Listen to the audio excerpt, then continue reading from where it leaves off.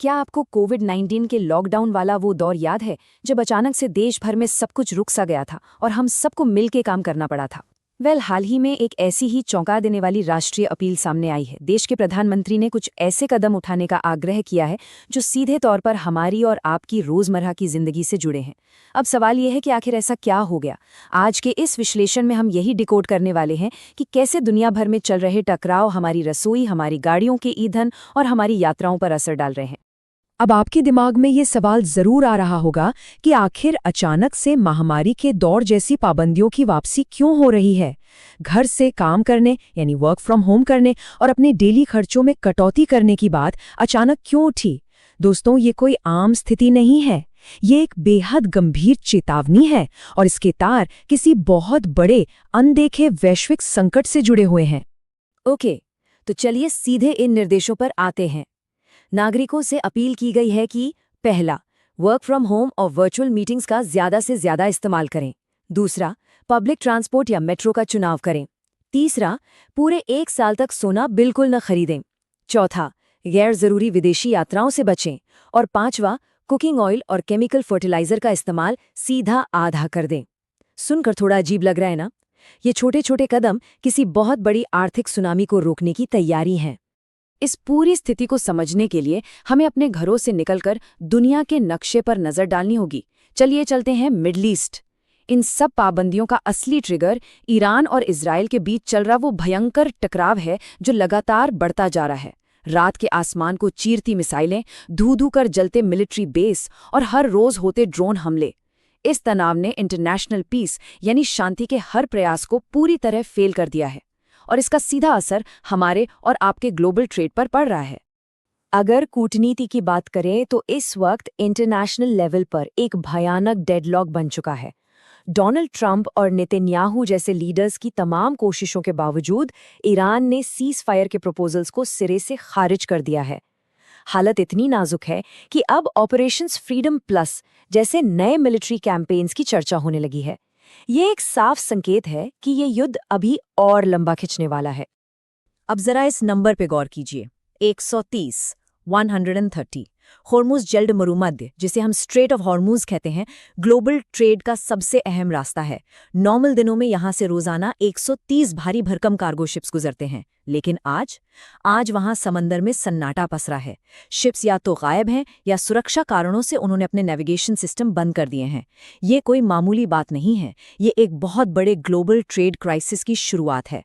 और जब शिप्स नहीं चलेंगी तो तेल कैसे आएगा? और इसी का नतीजा आप इस स्लाइड पर देख सकते हैं। युद्ध शुरू होने से पहले कच्चे तेल की कीमत लगभग $70 प्रति बैरल थी और आज लोडिंग के समय यही कीमत $120 प्रति बैरल तक पहुंचने का अनुमान है। कच्चे तेल की कीमतों में ये आग दुनिया भर की अर्थव्यवस्थाओं को झुलसाने के लिए काफी है। अब आप सोच रहे होंगे कि मिडिल ईस्ट की लड़ाई का हम पर इतना असर क्यों? तो इसे देखिए, हमारा देश अपनी तेल की जरूरतों का 85 से 88% हिस्सा आयात करता है। जब सब कुछ नॉर्मल था और हमें रूस से डिस्काउंट पर तेल मिल रहा था, तब भी हमारा तेल का बिल लगभग $100 बिलियन का था। इस भयंकर निर्भरता का मतलब समझते हैं आप? इंटरनेशनल मार्केट में तेल के दाम में एक छोटा सा उछाल भी हमारी अर्थव्यवस्था को बुरी तरह हिला सकता है। यहाँ एक बहुत ही चौंकाने वाली सच्चाई सामने आती है। अगर इंटरनेशनल मार्केट में कच्चे तेल के दाम सिर्फ $10, जी हाँ, सिर्फ $10 प्रति बैरल भी बढ़ते हैं ना, तो देश का करंट अकाउंट डेफिसिट सीधा 4 से 5% तक उछल जाता है। ये सिर्फ एक नंबर नहीं है, ये एक अलार्म है जो जोर जोर से बज रहा है। अब ये करंट अकाउंट डेफिसिट या CAD आखिर है क्या? बहुत ही आसान भाषा में कहें तो जो पैसा एक्सपोर्ट्स के जरिए देश में आ रहा है और जो पैसा इंपोर्ट्स के जरिए बाहर जा रहा है, उनके बीच का अंतर। एक्सपर्ट्स का कहना है कि $120 प्रति बैरल के रेट पर यह घाटा बढ़कर 3.1% तक जा सकता है, जो हमारे फॉरेन एक्सचेंज रिजर्व के लिए एक बहुत बहुत बड़ा खतरा है। अब इस स्लाइड पर जरा नजर डालिए, ये बहुत इंटरेस्टिंग है। इस युद्ध ने दुनिया भर की करेंसीज की तस्वीर ही बदल दी है। एक तरफ जहां भारतीय रुपया और थाई बात इस प्रेशर में टूट रहे हैं और यहां तक कि अमेरिकी डॉलर भी संघर्ष कर रहा है, वहीं दूसरी ओर चाइनीज युआन मजबूत हो रहा है। क्यों? क्योंकि तेल व्यापार के डायनामिक्स तेजी से बदल रहे हैं। तो अब वापस आते हैं उन निर्देशों पर। सरकार ने ये क्यों कहा कि 1 साल तक सोना मत खरीदिए?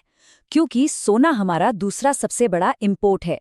जहां फाइनेंशियल ईयर 23-24 में इसका बिल $58 बिलियन था, वही 24-25 में ये बढ़कर $71.98 बिलियन हो गया है। देश में सोने की डिमांड उतनी ही है, लेकिन ग्लोबल प्राइसेस बढ़ने से हमारा बेशकीमती फॉरेन एक्सचेंज तेजी से देश के बाहर जा रहा है। और वो फॉरेन ट्रैवल कैंसिल करने वाली बात, पिछले साल करीब 3.2 करोड़ इंडियंस विदेश यात्रा पर गए और उन्होंने वहां कितना खर्च किया? $31.7 बिलियन। जरा इमेजिन कीजिए उन खाली इंटरनेशनल एयरपोर्ट्स को। अगर हम सिर्फ कुछ समय के लिए ये विदेश यात्राएं रोक दें तो यही $31.7 बिलियन देश में रहेंगे और इस संकट के समय में एक ढाल का काम करेंगे।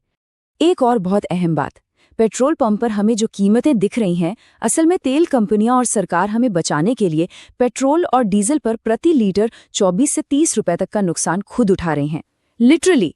लेकिन सच तो यह है कि ये सब्सिडीज हमेशा के लिए नहीं चल सकती।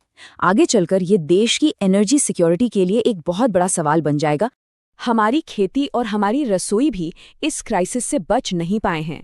हम दुनिया के सबसे बड़े यूरिया इंपोर्टर हैं, करीब 10 मिलियन टन बाहर से आता है। और कुकिंग ऑयल, हमारी ज़रूरत का सिर्फ 40% ही देश में बनता है, बाकी सबके लिए हमें डॉलर चुकाने पड़ते हैं। बस इसीलिए फर्टिलाइजर्स और कुकिंग ऑयल का इस्तेमाल आधा करने की वो सख्त अपील की गई थी। तो अब आते हैं सबसे बड़े सवाल पर, वैश्विक तेल संकट। आखिर ये सब खत्म कब होगा? ब्लूमबर्ग के जो अनुमान सामने आए हैं वो सच में डराने वाले हैं। अगर ये स्थिति ऐसे ही चलती रही तो जून 2026 तक दुनिया के तेल भंडार गिरकर 7.5 बिलियन बैरल पर आ जाएंगे। और अगर ये सितंबर 2026 तक 6.5 बिलियन बैरल तक पहुंच गया तो इसका मतलब होगा कि दुनिया भर में पाइपलाइंस और रिफाइनरीज काम करना बंद कर देंगी। एक भयानक वैश्विक ऊर्जा संकट। और इस पूरी सिचुएशन की गंभीरता को इस एक कोट से समझिए। एक्सपर्ट्स कहते हैं अगर आज इसी वक्त युद्ध खत्म हो जाए तब भी युद्ध से पहले वाली तेल की कीमतें 2029 से पहले वापस नहीं आएंगी। जरा सोचिए, 2029। इस जियोपॉलिटिकल क्राइसिस के घाव इतने गहरे हैं कि सब कुछ नॉर्मल होने में अभी सालों लगेंगे। तो इन सारे मैक्रो इकोनॉमिक आंकड़ों से बाहर निकलकर वापस अपने देश, अपने घर आते हैं। उपाय क्या है? उपाय है आत्मनिर्भरता। हमें हर हाल में अपना फॉरेन एक्सचेंज बचाना होगा। पेट्रोल डीजल से हटकर इलेक्ट्रिक व्हीकल्स और रेलवे की तरफ शिफ्ट होना होगा। विदेश जाने की बजाय डोमेस्टिक टूरिज्म और केमिकल फर्टिलाइजर्स की बजाय नेचुरल फार्मिंग को अपनाना होगा। प्रधानमंत्री की उस अपील का असली मकसद यही रेजिलियंस, यही मजबूती तैयार करना था। तो सब कुछ जानने के बाद एक बहुत ही गहरा सवाल उठता है। जैसे जैसे ये वैश्विक संघर्ष दुनिया भर के ट्रेड के नियमों को फिर से लिख रहे हैं, ये नया आर्थिक संयम या ऑस्टेरिटी का दौर हमारी और आपकी रोजमर्रा की जिंदगी को आखिर कब तक शेप करेगा? क्या ये सिर्फ एक फेज है या फिर हम एक बिल्कुल नई दुनिया में कदम रख चुके हैं? इसी विचार के साथ आज का ये विश्लेषण समाप्त होता है। जानने और समझने के लिए हमेशा बहुत कुछ है। अपना ध्यान रखें